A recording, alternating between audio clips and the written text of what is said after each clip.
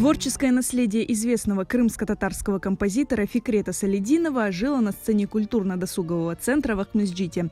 Более 10 его произведений прозвучали в исполнении учеников музыкальных школ, а также их педагогов и известных крымских исполнителей.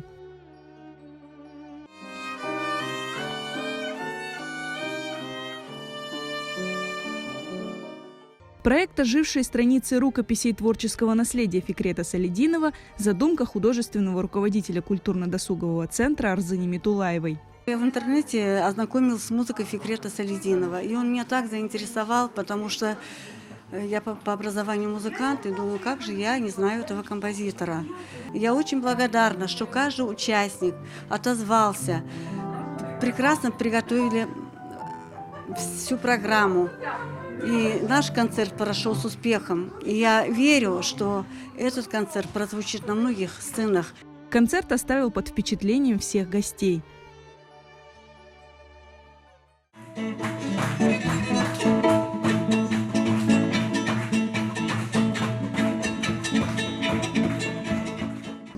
И я рад, что я сегодня здесь. Фикрет Салидинов отличается именно своеобразием представления музыки, своих представлений природы, своих представлений эмоций, радости, печали. Ну и, конечно, в основном это про Крым. Фикрет Салидинов оставил богатое творческое наследие, более 400 фортепианных, вокальных, инструментальных и скрипичных произведений. Кроме того, Салидинов – автор 50 стихов на родном языке.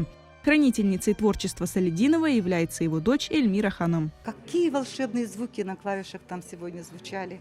Как папа смог так волшебно нам донести эту музыку. Я под огромным впечатлением. Мне было очень приятно, что детки исполняли. Я скажу честно, я сегодня ночью, когда летела сюда, у меня такое ощущение внутри было, что я лечу к папе.